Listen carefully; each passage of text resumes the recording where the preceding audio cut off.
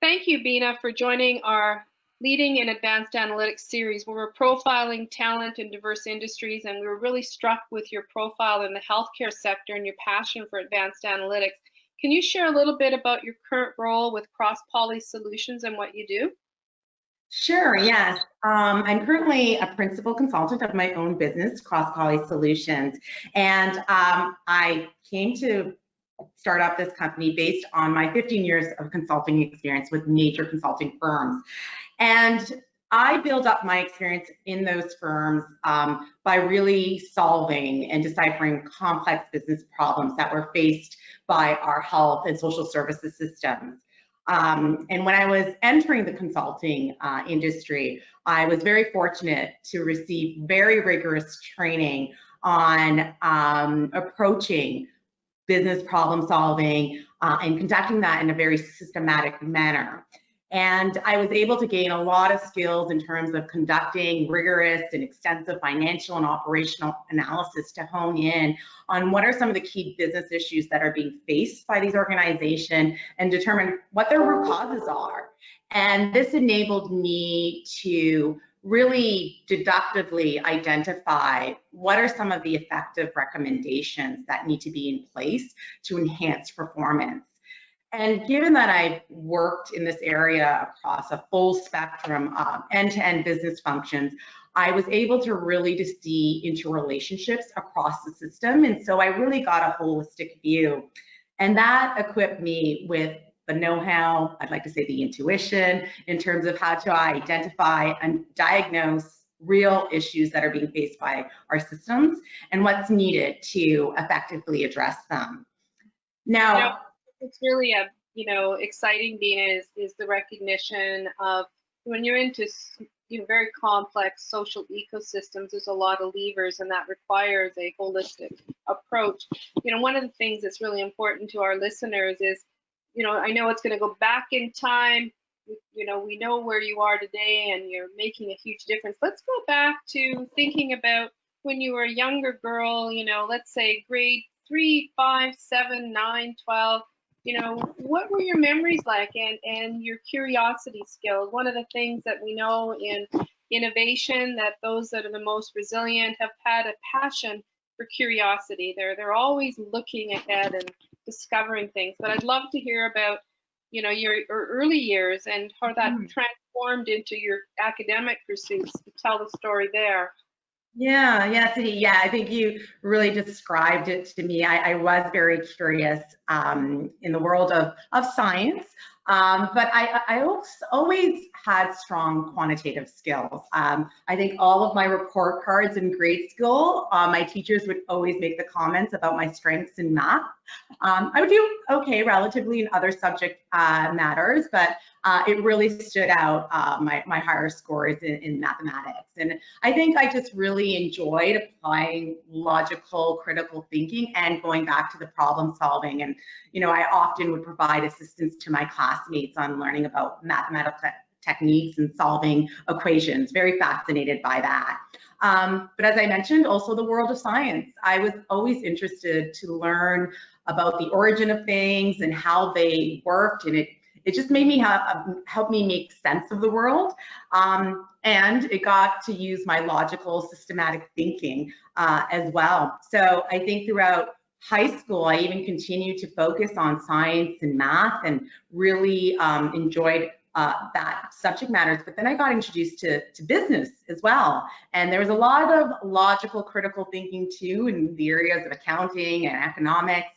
And I continued to take electives in all of these areas.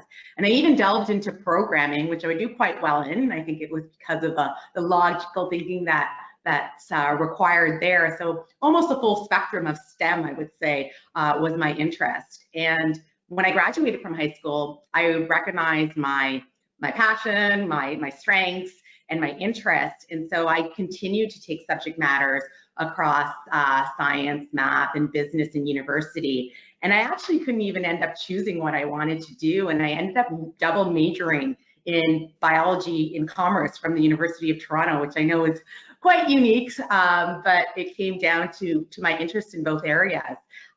So I knew I wanted to pursue a career actually that would straddle both areas as well. That's really exciting, you know, in the sense the underpinnings of math and science, and then obviously having the foresight in many ways to augment that with more business skills, but not lose sight of, you know, the recognition of science in terms of some of the things that you're really motivated to solve now. Can you maybe share a little bit in terms of your career experiences? So after you finished your master's from, you know, the university, what kind of was your journey to get to here? I know you mentioned earlier you had exposure to broad strategic consulting, rigorous methodologies, but take us along on your path to where you are now. And what was your first job? What was the second, third? What were the major discovery insights? You know, because life is a journey, right? It doesn't start off with a linear, you know, point of view. There's often tacking in the wind. Yeah, for sure. And so, you know, as I described, I wanted to work in an area where I was looking at both science and business. And so I actually, before I completed my undergrad, I had no idea what I was going to do. And I participated in programs where I would job shadow professionals to see where I would be interested in. And there's a couple areas that I did participate in that, you know, weren't quite my interest, but there was one that really stood out, and it was shadowing with an executive director of a healthcare facility. And I was very fascinated by her job because it was so complex, it was so multifaceted, and she was solving these really complex problems and really looking to deliver benefits to society. And she worked with a whole range of people, from the patients, the families, the frontline workers, the managers, the board, the ministries, and I just really like the full spectrum of stakeholder relations, and as well as the complexity involved in her job. So I really was fascinated by this field and started to do more research, and it looked like the minimum requirement was requiring a master's degree, and I really felt that an MBA with a specialization in health services management was the most ideal fit for me. And so I enrolled in a program at McMaster University for that. And it was a fantastic program. It did reinforce my business acumen and skills and knowledge. And it also provided me with a lot more insight on the healthcare sector. But the most valuable aspect of the program was the co-op experience. And actually, probably one of the most pivotal points that set me on my career direction was when I was my first co-op placement, when I secured a role as an administrative resident at Sunnybrook Health Sciences Center here in Toronto. And I worked under the CEO office. And so I got to really get exposed to the senior management team, and I was involved in their strategic planning process, which was completely invaluable to me because I really got to see how executive decision making was the process of that, how that was all completed. And for that term, I wanted to get involved in a project that really got me exposed to the operations of the organization. And I worked with the director of supply chain services on a logistics study that looked at the movement of items. If you think about healthcare or hospital, there's so much movement that has to go on with charts and medication and equipment and specimens. So I really thought this would fit my needs to get a broad exposure of operations. And I really enjoyed the planning, the data collection around this project, the analysis that I had to do, and the presentation. And so once I completed all of those activities, I did structure my findings into a presentation deck that I would deliver to the senior management team. And I got coached along the way with the director and the VP sponsor. And at the time, it was a little intimidating to deliver the presentation to a senior management team. So I was a little nervous, but I was really confident at the same time because I knew I collected the right data and conducted the right analysis.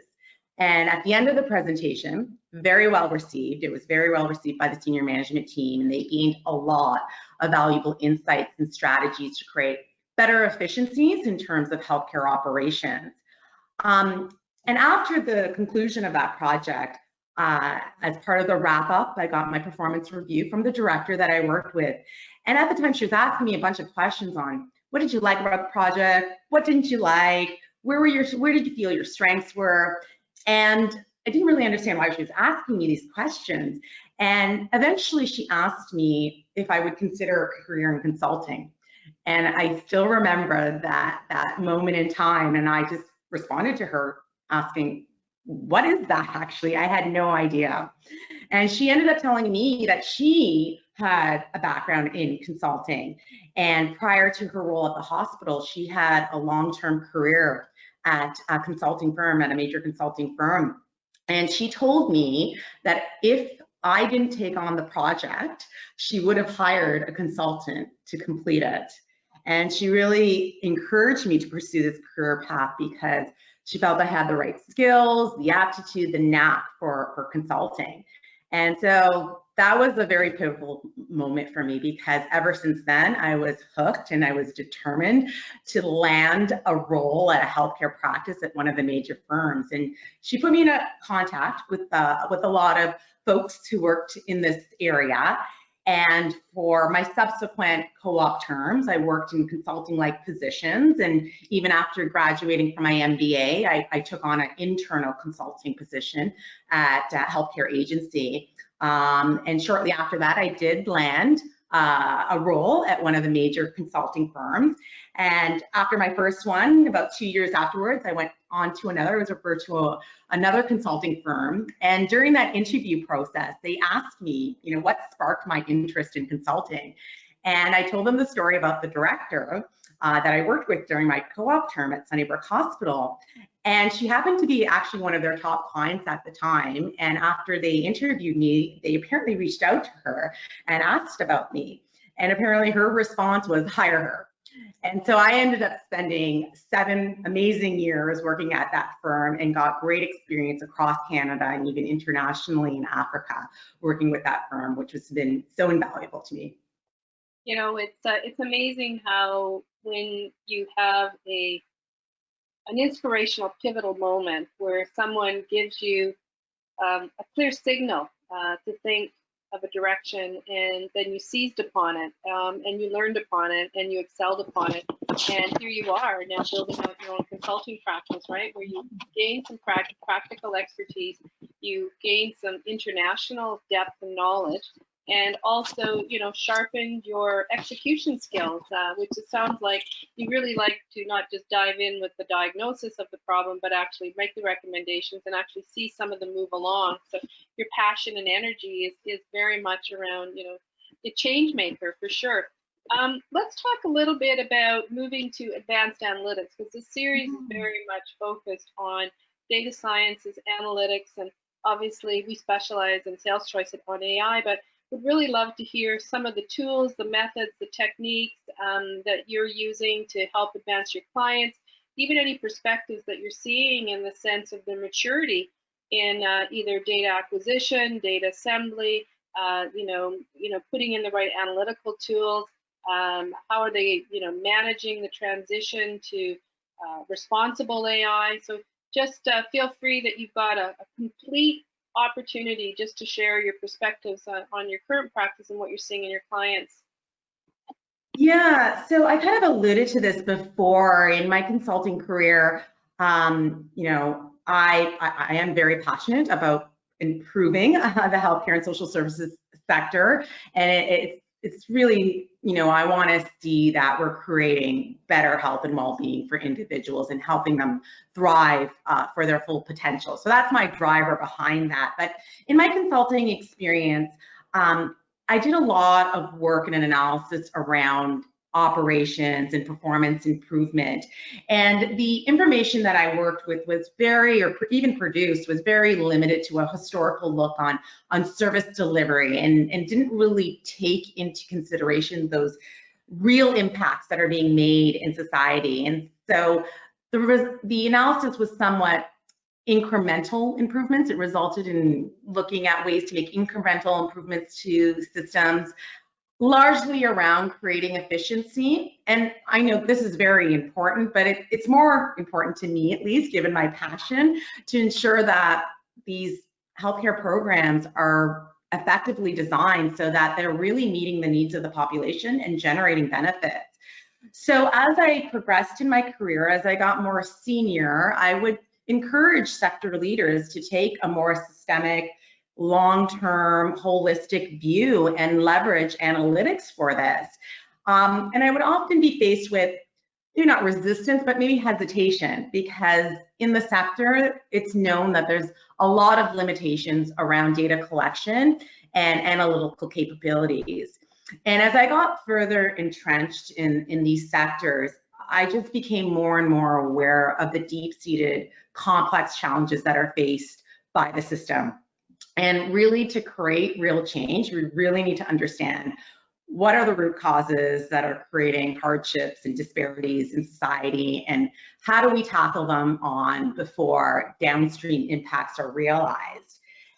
But to really address these big complex problems at their root, rich data and sophisticated analysis is needed. I definitely know that. And our programs right now are somewhat constrained in terms of transforming due to the limitations that I spoke about. So as I mentioned before, I did educate myself in the advancements of analytics in other industries. I worked in the telecom industry for a bit to see the advancements there, and I really saw that there was an opportunity to bring these solutions to the healthcare and social services sectors to make that real systemic change that I refer to. And as part of the senior management team of a multinational firm, I pushed to provide an offering for like this in the market, in the health and human services market. And at the same time, coincidentally, I was able to join a global initiative in Australia to develop a citizen intelligence platform that applied AI for outcomes-based measures and risk assessments to inform decision-making for health and human service programming. And coming back to Canada, the application of this platform in North America was aimed to utilize predictive analytics to identify high-risk opioid addiction cases and high-risk child protection cases as well. And by being part of these initiatives, I really gained an appreciation for leveraging the power of advanced analytics and how they can effectively inform decision makers to deliver impactful interventions and really address the core issues that are being faced by the populations that are being served. So now that I'm starting down this path, that's where my career aspirations continue to grow, and I'm really focused on harnessing these advancements to create better outcomes for better health and well-being in society. You know, what's really interesting is, you know, you're right, in the health ecosystem, a lot of the interest is with open data access, and yet there's a lot of complexities with privacy and regulatory constraints, but also, you know, with limited infrastructure investment, you know, that's been trued up. It's, you know, in many ways you have to really find the right spots and sort of accumulate the data, and it's not easy, right, by any means. So you really, you know, have to outline a vision and a strategy, and then obviously lobby a lot of different stakeholders to move in alignment. Now, one of the things that we know in our research for particularly young women, and I know it holds true for young boys as well, but in terms of keeping young women in the science and the math, all the research shows the vulnerability in grades 5 to 7 in particular. Based on your success as a STEM leader, you obviously had the natural, I'd say the natural intellectual capacity to excel in math and science and then continue to grow. But as you've learned about STEM in your journey, what lessons can you pass along for young men, young women that want to aspire into a career in STEM leadership, advanced data and sciences, whether it's healthcare? And what are some of the things that will make a difference along the way, and that can put things in perspective for them? Yeah, I think there's probably 3 things that I would narrow it down to in terms of how to appropriately apply advanced analytics and AI in a particular area or a sector that you're interested in. Is probably the first one being knowing the business or knowing the sector. The second, I would say, is having an appreciation for the technical aspects of these types of solutions. And the third would probably be around knowing the needs of the various stakeholders involved. So in the first one, just understanding the business, I, being in consulting, as I mentioned, really got a holistic view of the sector. And as advanced analytics has been emerging, this knowledge has been very instrumental for me to really understand how to appropriately and responsibly apply advanced analytics in this area that's fit for purpose and will create value for the system. I mentioned the second area is to familiarize yourself with the technical aspects of the solution. And this may not mean getting deeply involved into the technical aspects, but just really having an appreciation and really staying on top of what are those latest technologies that are coming out. And this is happening at an accelerated rate right now. But understanding what they are, but then also understanding what is the value that they're going to bring to the market. And actually, I guess I have a love of learning. I recently enrolled in the data analytics and policy program at Johns Hopkins University, and I'll be starting that in September. And I'm doing this for this very need to really ramp up my technical skills and have that appreciation and that balance in understanding the sector needs and then also understanding the technical requirements. And I think this will be very important for successful design, development, and adoption of these solutions. The third area that I mentioned is understanding the needs of stakeholders. And I think buy-in for successful implementation of a solution, buy-in of the stakeholders is so important, and it's very important to involve them at the onset. As I talked about, these advances in analytics and AI are very disruptive. They're creating major ideological shifts and paradigm shifts in the systems that we know and we're familiar with. So with that, it's important to consider the impacts to all those that are involved. And so related to this is having really good engagement skills, determining what their needs are, having those facilitation skills, and as well as empathy to really understand what their concerns are, what their needs are, establishing those really trusted relationships so that they're very comfortable providing their input. And so you can consider that all along the way as you design, develop, and apply these solutions in their various areas. I think one thing I would also add is, work in an area that you're passionate about. I think, I'm in an area that I'm passionate about, and that just makes everything so much easier. And when you see advances that are going to help advance areas that you're passionate about, you just want to be part of it. And that's where my drive is right now. I see the potential, but I want to be part of enabling it. And in my particular area, I really see that this will be conducted through analytics. And so it's making things a lot more enjoyable for me and a lot more motivating for me. There's just was so much rich insight in what you just shared, and I guess I've got sort of four key simple takeaways. One would be the passion for lifelong learning, the fact that you're going back as well to augment your existing skills, which are already world-class. And so you recognize that, the ongoing need to continue to learn. So I think anybody looking at any career, that's key number one, is have a passion for learning, because it's never really over. Yep. The second point, you highlighted was to really understand the industry that you are either interested in going, or also the solution set. But you stress the rigor. Rigor is a key theme, in terms of your early thinking, but also through how you problem solve, the rigor of breaking things into, logical extensions.